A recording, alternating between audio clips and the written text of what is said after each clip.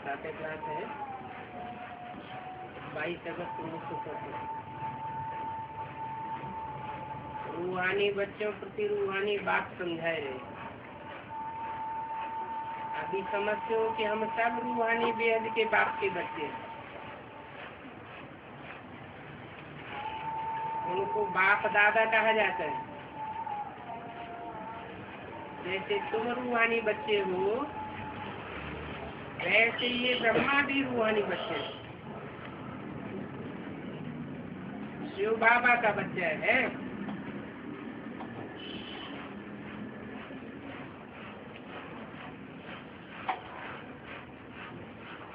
शिव बाबा जब बोला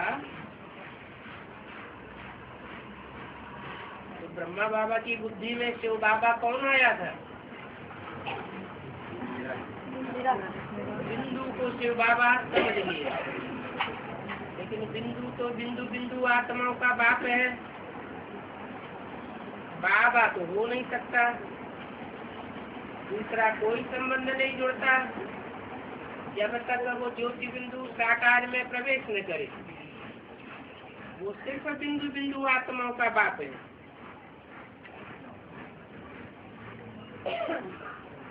शिव बाबा को रस तो चाहिए ना।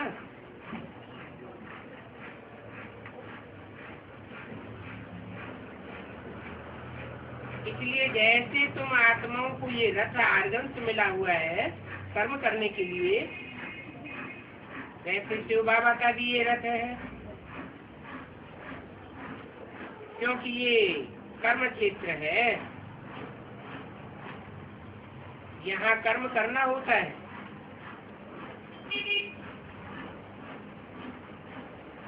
वह है परम धाम जहाँ आत्माएं रहती। वहाँ कोई कर्म करने की बात नहीं है। आत्मा ने अभी ये जाना है कि हमारा वो घर है शांति धाम। वहाँ ये खेल नहीं होता है। बत्तियां आदि कुछ भी नहीं होती, सिर्फ वहाँ आत्माएं रहती है। आत्माओं के प्रकाश से प्रकाशित रहता है। वहाँ से आत्माएं आती है यहाँ पाइप बजाने। तो तुम्हारी बुद्धि में है ये बेहद का ड्रामा है। जो भी एक्टर्स है उन्हों की एक्ट शुरू से लेकर अंत तक तुम बच्चे नंबरवार पुरुषार्थ अनुसार जानते हो। तुम जानते हो यहाँ कोई साधु संत आदि नहीं समझाते हैं। यहाँ हम बच्चे बेहद के बाप के पास बैठे हैं। बेहद का बाप है, बेहद की गृहस्थी है। साधु संत आदि की बात नहीं है। यहाँ तुम बैठे हो जिस्म को भूलते जा रहे हो। अब हमको वापस जाना है, और वापस जाने से पहले पवित्र भी जरूर बनना है। ऐसे नहीं कि शरीर भी यहाँ पवित्र बनना है। ये तो पतित दुनिया है। इस पतित दुनिया में तो शरीर पावन बनना है। आत्मा ही पवित्र बनती है। शरीर पवित्र तब बने जब 5 तत्व भी तत्व प्रदान हो जाए।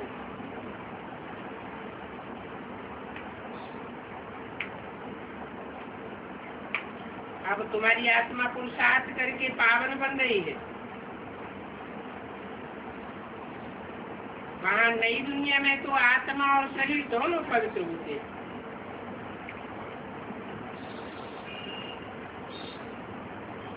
यहाँ नहीं हो सकता। क्यों नहीं हो सकता?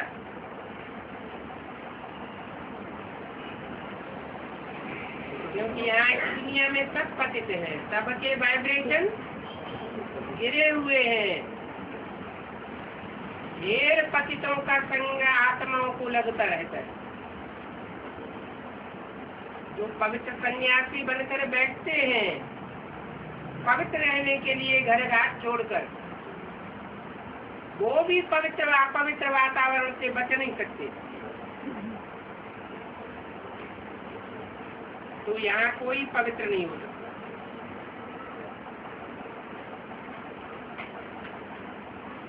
आत्मा पवित्र बन जाती है तो पुराना शरीर छोड़ देती है, पुराने शरीर से उपराम हो जाती है, शरीर का कोई महत्व नहीं रहता, अटैचमेंट छूट जाता है। फिर नए तत्वों से नया शरीर बनता है।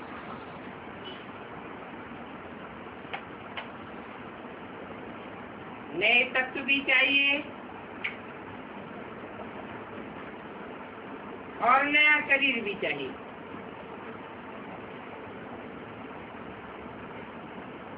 तुम जानते हो हमारी आत्मा बेहद के बाप को याद करती है। याद करते हैं या नहीं करते हैं, ये तो हर एक को अपने से पूछना है। अभी टाइम बहुत है। ऐसे भी नहीं है कि पढ़ाई पूरी हुई है, नहीं, पढ़ाई का सारा मदार योग पर है। पढ़ाई तो सहज है, समझ गए कि सृष्टि का चक्र कैसे चलता है। तो मुख्य है याद की यात्रा, और ये अंदर की गुप्त बात है, देखने में थोड़ा ही कुछ आता है। बाबा नहीं कह सकेंगे कि ये बहुत याद करते हैं व कम याद करते हैं। हाँ, ज्ञान के लिए बता सकते हैं कि ये ज्ञान में बहुत सीखा है।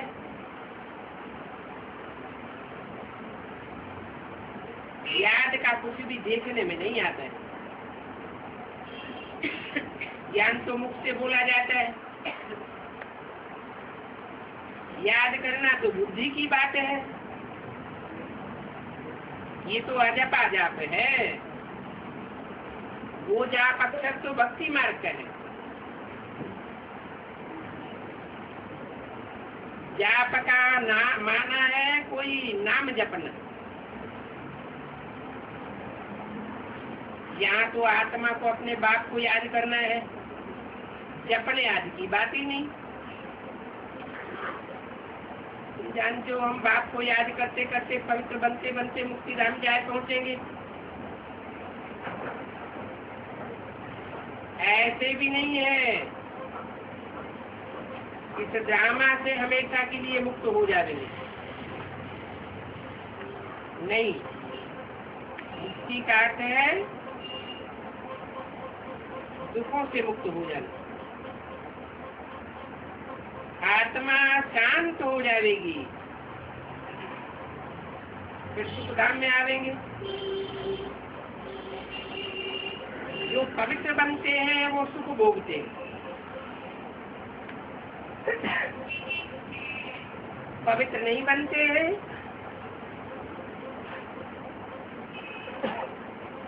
अपवित्र ही बनकर रहते हैं, तो अपवित्र मनुष्यों की खिदमत करते हैं। पवित्रता की ही मेहनत, इससे पवित्र बनने में ही मेहनत है।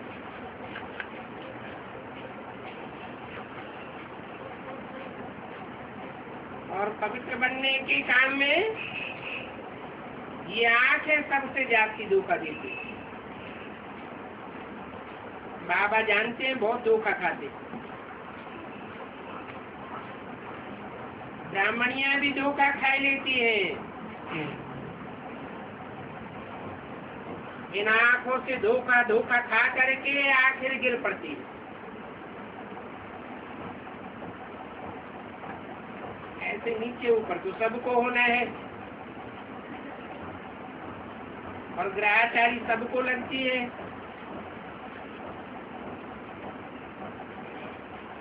वास्तव में दृष्टि को पवित्र बनाने की प्रैक्टिस तो सबको करना चाहिए। अपन को आत्मा समझना चाहिए। आत्मा समझने और समझाने की ऐसी प्रैक्टिस करते नहीं है।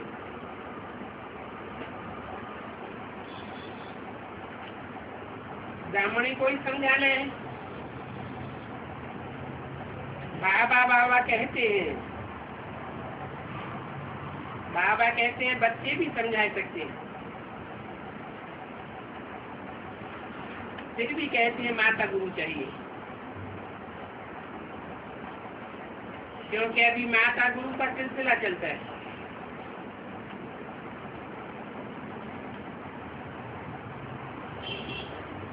आगे पिताओं का सिलसिला था।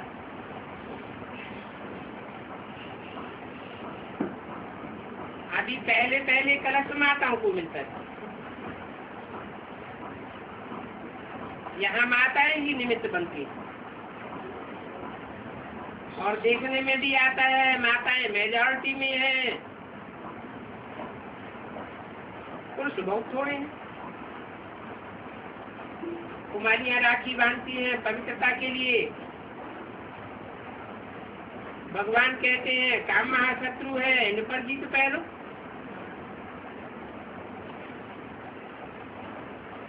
तो भक्ति मार्ग में जो राखी बांधते हैं वो पवित्रता की निशानी है। वो लोग राखी बांधते हैं परंतु पवित्र तो बनते नहीं है। तो वो सब बांधना करना आर्टिफिशियल हो जाता है।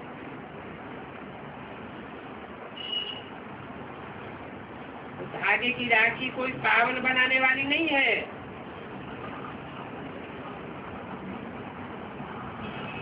इसमें तो ज्ञान का धागा चाहिए,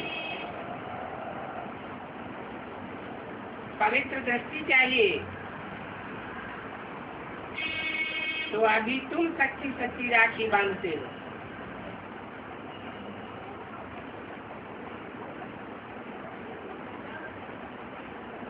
अर्थ समझाते हो, समझते हो, ऐसी प्रतिज्ञा कराते हो।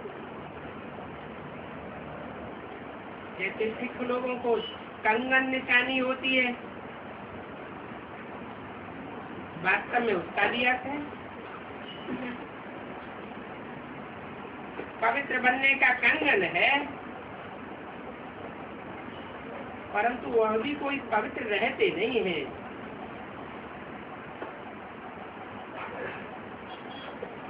पतित को पावन बनाने वाला एक ही बाप है।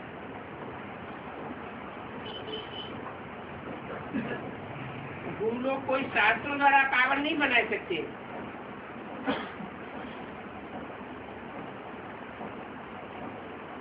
क्योंकि शास्त्र तो मनुष्यों के द्वारा बनाए हुए हैं और मनुष्य सब पतित मन वाले। सब पावन दुनिया में, इस पतित दुनिया में पावन कोई भी नहीं है। सर्व का सदगति दाता शास्त्र नहीं हो सकते, पानी की नंदियां नहीं हो सकती और कोई गुरु भी नहीं हो सकता। सर्व का सदगति दाता एक ही।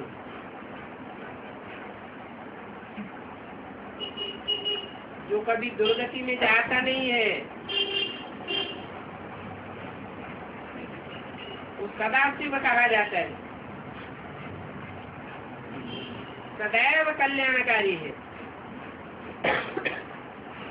अकल्याण कभी करता नहीं। तो भी वो कोई देहधारी नहीं है, अर्थात उसकी बुद्धि में कोई देह नहीं धरी हुई है, देह का अटैचमेंट नहीं है। जिनकी बुद्धि देह की तरफ भागती है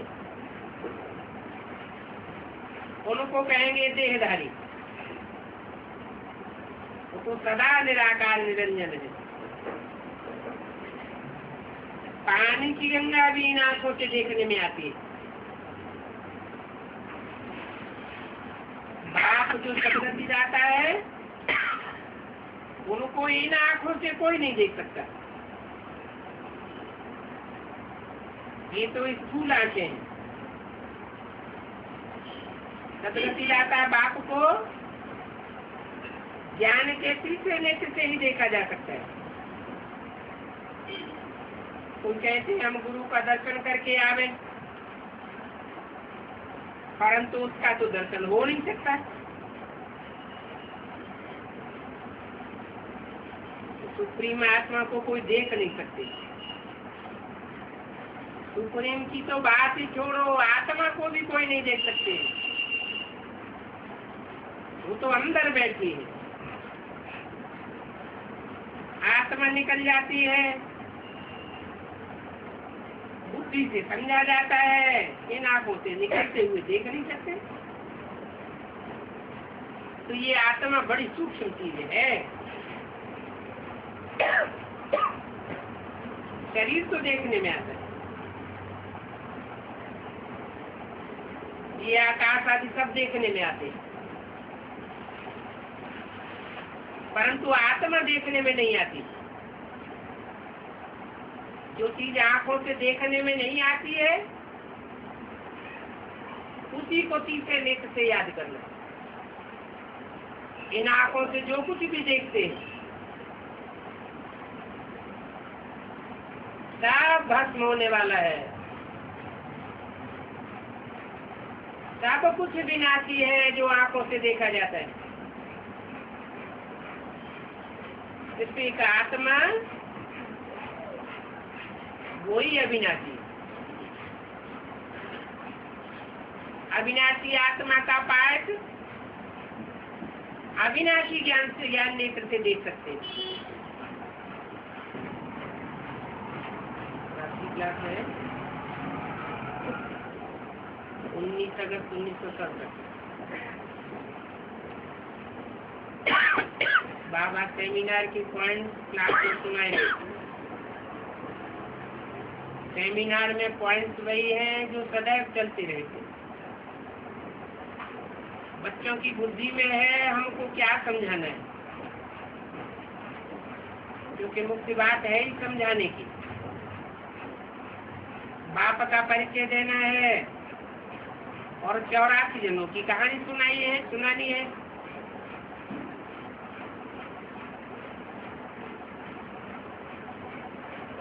एक तीसरी की कथा भी सुनानी। सत्यनारायण की कथा ही है, तीसरे नेत्र के खुलने की कथा है। इसे अमरनाथ की कथा भी कहा जाता है। अमरनाथ एक ही है, एक ही की कथाएं भक्ति मार्ग में सुनाते आए हैं।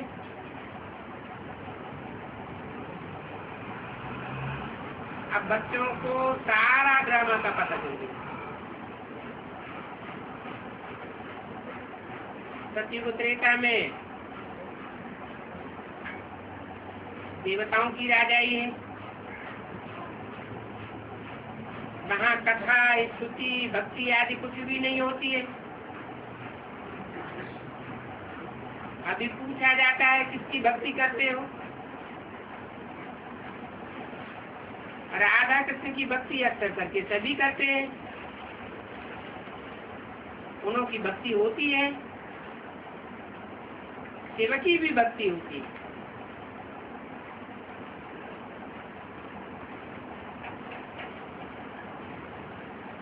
कृष्ण ने सत्यनारायण की कथा सुनाई, ये बात नहीं हो सकती। कृष्ण सत्यनारायण की कथा कैसे सुनावेंगे?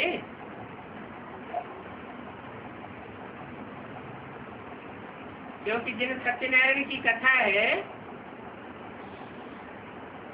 वह तो कृष्ण को जन्म देते हैं।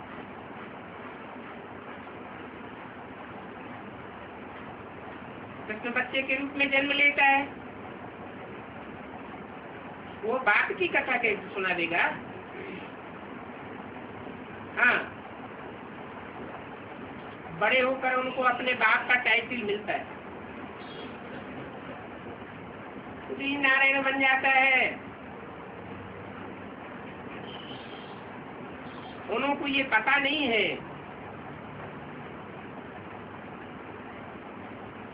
कि भक्ति मार्ग में जिन्हें राधा कृष्ण कहा जाता है वो बड़े होकर कैसे लक्ष्मी नारायण बनते।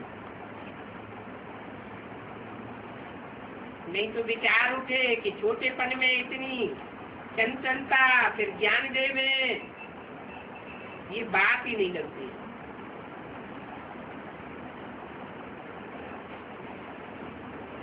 अब चंचलता तो संगम युग की बात है। सतयुग में तो देवताओं में कोई चंचलता होती ही नहीं है, और लक्ष्मी नारायण तो राजा रानी है।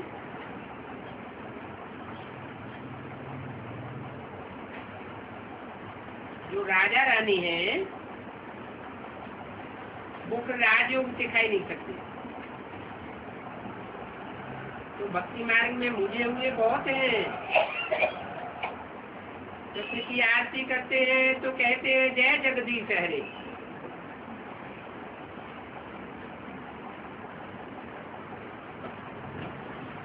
अब जगदीश कृष्ण है क्या?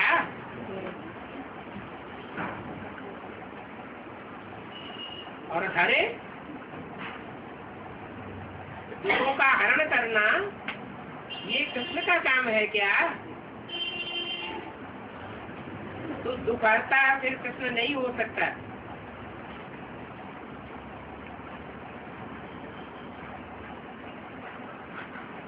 समझते हैं कि कृष्ण ने दुख हरे। जब दुख पड़ता है तो देवताओं की पूजा करते हैं। तो तुम बच्चों को मालूम नहीं था शिव बाबा से क्या मांगना है। बात सब कुछ बच्चों को समझाते रहते, इतना सब कुछ समझाते हैं तो प्रश्न पूछने की दरकार ही नहीं रहती है।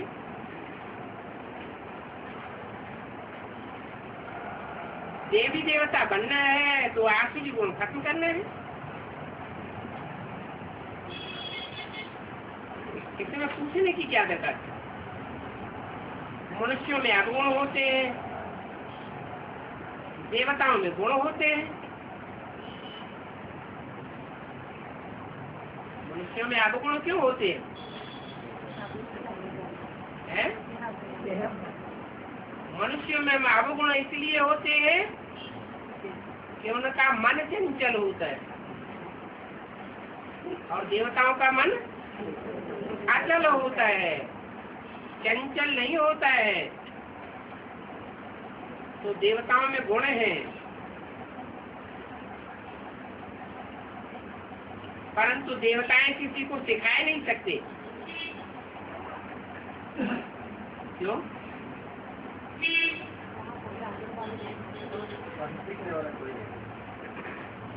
सिखाए इसलिए नहीं सकते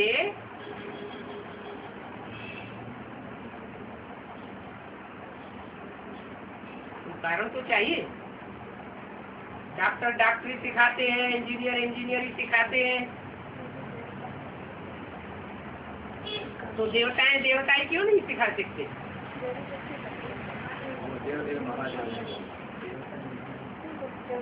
देवताई पना इसलिए नहीं सिखा सकते कि जिस समय सिखाने की जरूरत होती है उस समय दुनिया में असुरों की संख्या बहुत ज्यादा होती है। देवताएं कोई होते ही नहीं है। हाँ, ऐसे लोग होते हैं जो मनुष्य से देवता बनना चाहते हैं, परंतु आसुरी दुनिया जब तक खलास न हो तब तक देवता कोई बन न सके।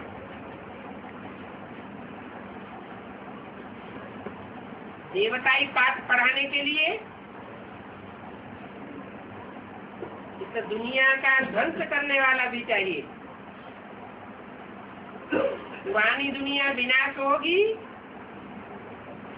तो नई दुनिया देखने में आएगी। पुरानी दुनिया का विनाश नहीं होगा तो नई दुनिया देखेंगे कैसे? पहले तो बुद्धि में बैठे ये दुनिया भस्म होने वाली है,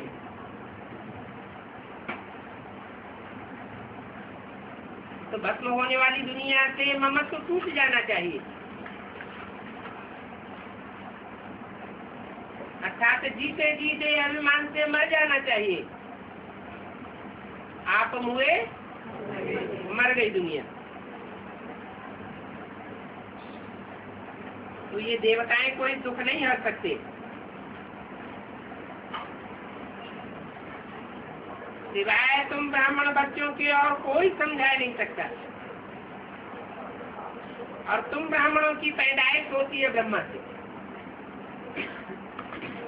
और ब्रह्मा कब कहा जाता है? मैं जिस तन में प्रवेश करता हूँ उसका नाम ब्रह्मा रखता हूँ। तो तुमको मिला है बाप समझाने वाला। कल पहले भी बाप ने समझाया था और अभी भी बाप समझाए रहे।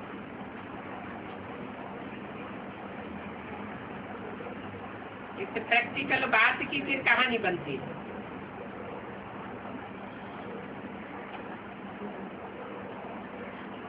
संगम पर हर बात होती है प्रैक्टिकल। फिर भक्ति मार्ग में सिर्फ कथाएं बैठ सुनाते हैं। सत्यनारायण की कथा सुनावेंगे, परंतु नारायण कोई बनता नहीं है।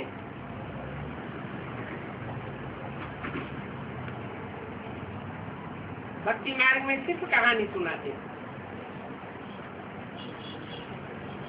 कहानी सुनाने वाले लक्ष्मी नारायण भी नहीं।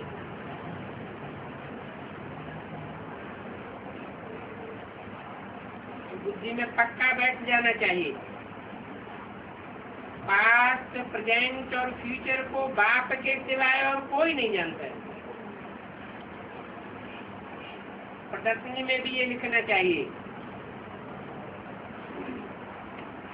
दुनिया का पास्ट, प्रेजेंट और फ्यूचर आकर के यहाँ समझो। फीचर से कब कोई बता ही नहीं सकता कि देवताओं के फीचर से क्या होते थे।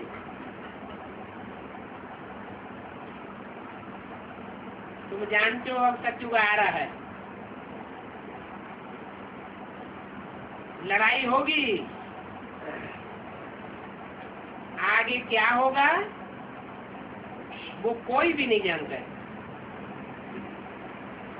आज मध्यंत का राज सिर्फ तुम संगम पर ही समझते। आकर के सत्य की आज मध्यंत की इसकी जाग्राफी समझो, चक्र को समझो। जो समझेंगे, पूरा समझेंगे, तो सतयुग का चक्रवर्ती राजा बन जाएंगे। सतयुग के लिए पवित्र जरूर बनना पड़ेगा। सत्य की आज मध्यंत को समझने से सत्य भी चक्रवर्ती विश्व के महाराजा बन सकते हो। ऐसे विचार सागर मंथन करना चाहिए। कैसे किसी को समझावे, सब तो नहीं समझेंगे। सच्चे साहब को याद करेंगे तो उनसे सुख मिलेगा।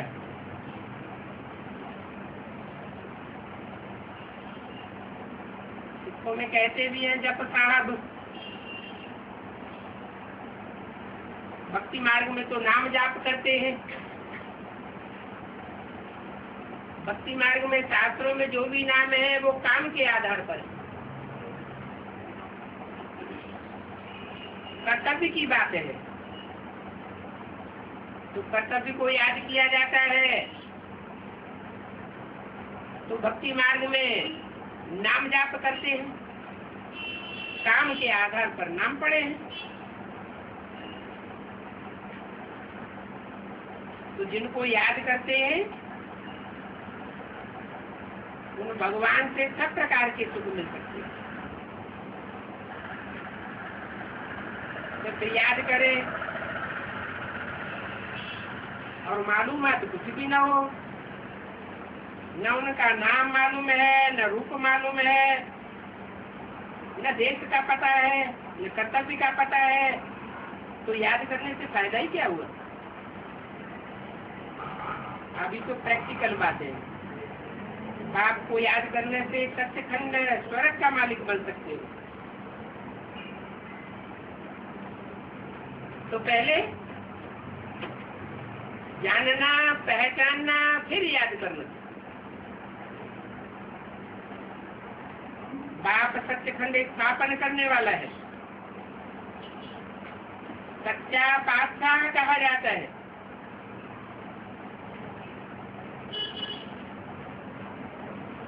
बाप कहते हैं मैं तुमको रियल परिस्तान का मालिक बनाता हूँ, तुम परिस्तान की परी बन जाते हो।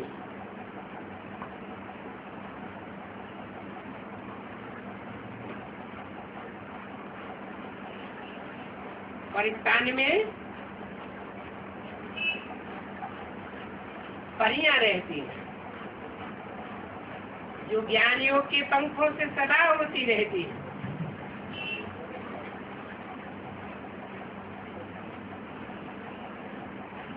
परिस्तान में ब्यूटी होती है। अभी तो है कब्रिस्तान इस समय,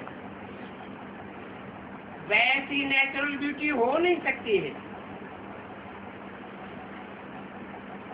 माया ने सबको कब्र दाखिल कर दिया।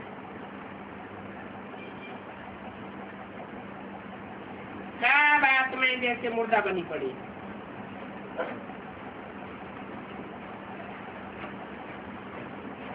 शास्त्रों में लिख दिया है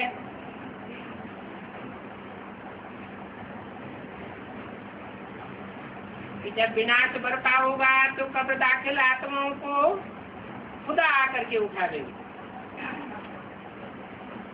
अब जानते भी है नहीं कि कब्र दाखिल कैसे होते हैं। आत्मा अपने स्वरूप को भूल जाती है, अर्थात कब्र दाखिल हो जाती है।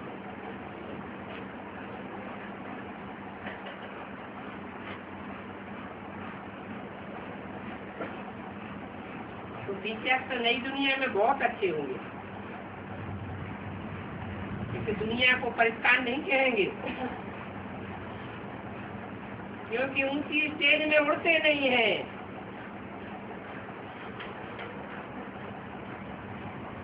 ज्ञान योग के पंखों से ऊंचे उड़ते रहे, अवस्था कभी नीचे ना आए, एक रस अवस्था बनी रहे, तो कहेंगे परिस्तान। ये सब बातें सुनना और सुनाना तुम्हारा धंधा है, और कोई इन बातों को समझेंगे नहीं। आत्मा प्योर नहीं है तो शरीर भी प्योर नहीं मिल सकता।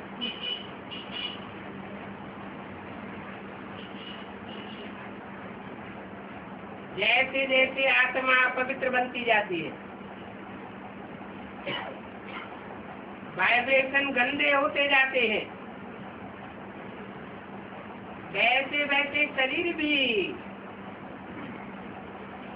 अगले जन्म में जो मिलता है वो नीच परिवार में मिलता है।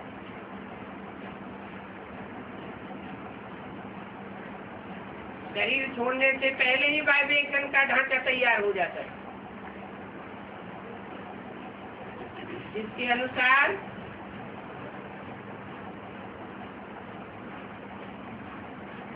बच्चे का शरीर तैयार होता है,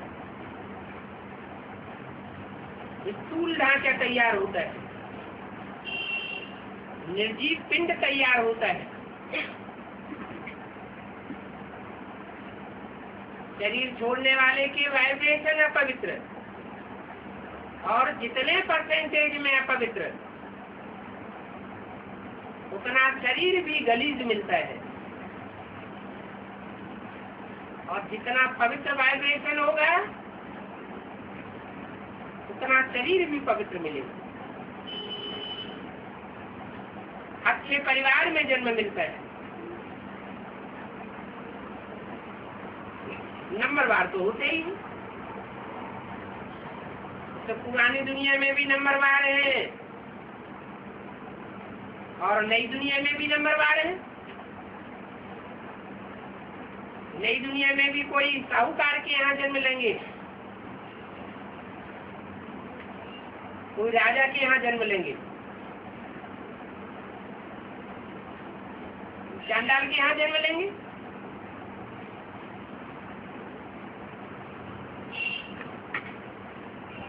तो अभी आत्मा को पवित्र बनाने की बात है।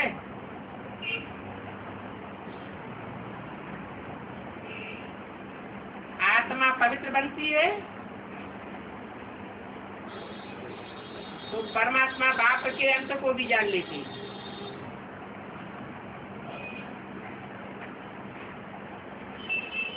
कोई चीज है और उसके अंत को नहीं पाया जाता, वो चीज ही क्या काम की? हम क्यों याद करते हैं जबकि उसका अंत ही नहीं पाया जाता? अभी तुम कहेंगे हमने अंत पाया है, हम ईश्वर को जानते हैं। ईश्वर का सही अर्थ क्या है वो हमने जाना है। ईश माना शासन करने वाला, वर माना श्रेष्ठ। इस संसार में श्रेष्ठ से श्रेष्ठ शासन करने वाला कौन है, उसको प्रैक्टिकल में हमने जाना है। तुम ईश्वर के भी अंत को जानते हो, उनके पार्ट को भी जानते हो। तो देखो ये ज्ञान बहुत रमणीक है और गुही है।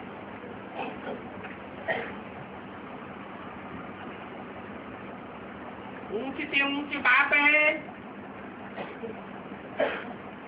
तो जरूर ऊंच से ऊंच धर्म की स्थापना करेंगे।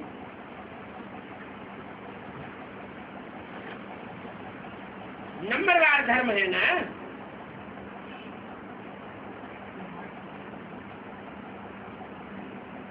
जो श्रेष्ठ से श्रेष्ठ धर्म है वो है सूर्यवंशी और चंद्रवंशी। के बाद जो भी है वो सब नंबरवार द्वापर युग से आने वाले द्वैतवादी युग में उनकी शुरुआत होती है। अद्वैत युग में एक देवी देवता सनातन धर्म, और द्वैत युग में अनेक धर्मों की स्थापना होती है। इस्लामी, बौद्धी, क्रिश्चियन आदि। परंतु सूर्य की राजधानी बाप ही आकर के स्थापन करते हैं।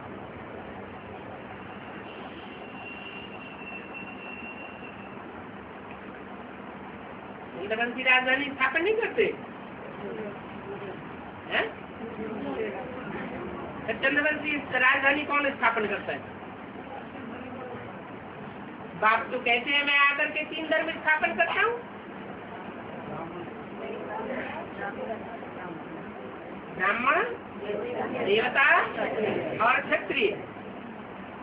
जो ब्राह्मण है पक्के ब्राह्मण बन जाते हैं वो देवता कहे जाते हैं, और जो देवता बनते बनते फेल हो जाते हैं वो क्षत्रिय कहे जाते हैं।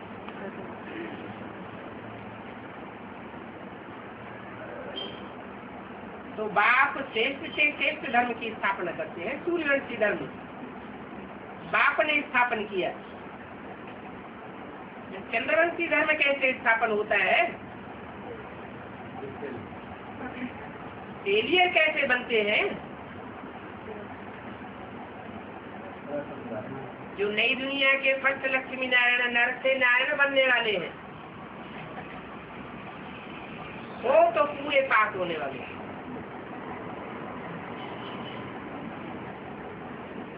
वो भी 16 कला संपूर्ण, और उनकी सारी प्रजा भी 16 कला संपूर्ण बनती है। वो भी गिरती कला वाले नहीं, कैसी कला वाले? चढ़ती कला वाले। फिर उनसे जो वंश की पैदाइश होती है वो गिरती कला वाली होती है या चढ़ती कला वाली होती है? जो नर से डायरेक्ट नारायण बनते हैं, ऊंच से ऊंच बाप जिन्हें नर से नारायण बनाता है, ऊंच से ऊंच विश्व का मालिक बनाता है, उन विश्व के मालिक से जो पैदाइश होती है, रचना तैयार होती है, वो गिरती कला वाली पैदा होती है या चढ़ती कला वाली? गिरती कला वाली होती है। और उत्तरोत्तर जितनी भी पीढ़ियां आती जाएगी सब गिरती कला वाली होती जाएगी। उन्होंने वो पुरुषार्थ कहाँ किया? जो गिरती कला में जाकर के जन्म लेते हैं। और वो पुरुषार्थ किसने कराया उन्हें? बाप तो सूर्यवंशी बनाते हैं। सूर्य और सूर्यवंशियों को कलाओं में नहीं माना जा सकता।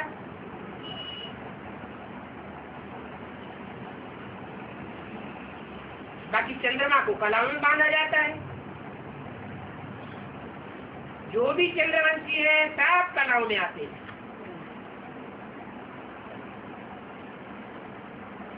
तो जो कलाहीनता में आकर के पहला जन्म लेते हैं, उन्होंने पढ़ाई किससे पढ़ी? है? जरूर संगम युग में जब बाप आया तो एक बाप को छोड़कर जरूर कोई देहधारियों से पढ़ाई पढ़ना शुरू कर दिया, उनके प्रभाव में आना शुरू कर दिया और बाप को छोड़ बैठे, बाप की पढ़ाई को छोड़ बैठे।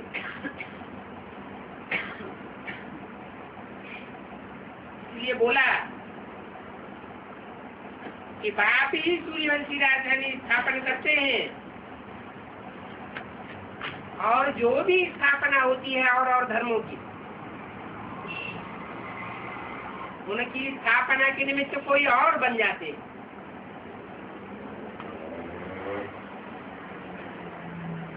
इस पुरुषोत्तम संगम युग को कोई नहीं जानते,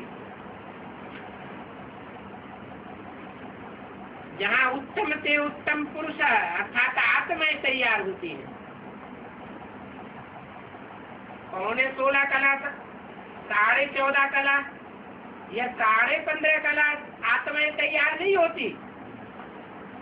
कैसी आत्माएं तैयार होती है? 16 कला संपूर्ण आत्माएं तैयार होती है। सब पुरुषोत्तम नहीं होते। यथा राजा तथा प्रजा, वो एक ही डायनेस्टी है जहाँ के लिए गायन है यथा राजा तथा प्रजा।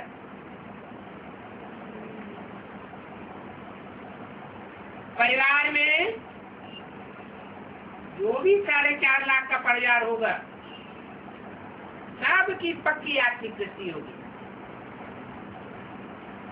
न कोई किसी को ऊंची दृष्टि से देखेगा, न कोई नीची दृष्टि से देखेगा। पद होंगे,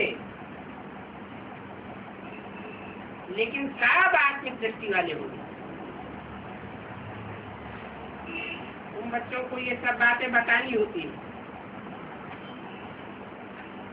पुरानी दुनिया का विनाश और नई दुनिया की स्थापना।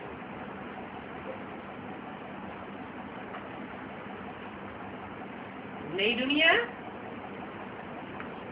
16 कला संपूर्ण बनने वालों की होगी। कम कला का जो पुरुषार्थ करते हैं, कमजोर गुरु जो धारण करते हैं, वो पूरे 84 जन्म नहीं ले पाते। जो पूरे 84 जन्म नहीं लेते, वो कुछ न कुछ पुरानी दुनिया में आते। जो भी पुरानी दुनिया में आने वाले हैं, उन सब का विनाश हो जाएगा। तुम्हारी आत्मा और तुम्हारी ये शरीर रूपी नैया, ये डूबने वाली नहीं है, पार जाएगी।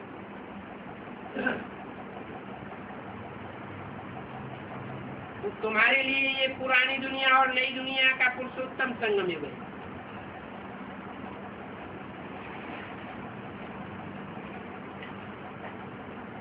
बाप को भी संगम पर ही आना होता है।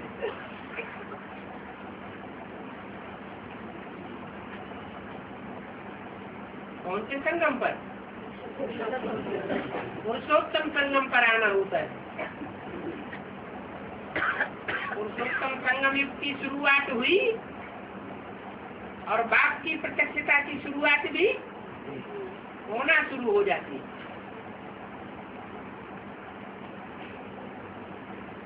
आगे चलकर सभी को पता पड़ेगा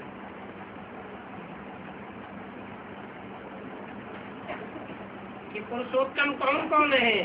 नंबर वार बच्चों को खुशी भी होती है। जो अच्छी रीति पढ़ते हैं उनकी खुशी जाती होगी। जो पढ़ाई पर ध्यान नहीं देते हैं उनकी खुशी भी कम होती जाती है। कम पढ़ने वालों को कम खुशी होगी और जाती पढ़ाई पढ़ने वालों को जाती पढ़ाई का नशा रहेगा। अच्छा, बच्चों को भूल जाएगा।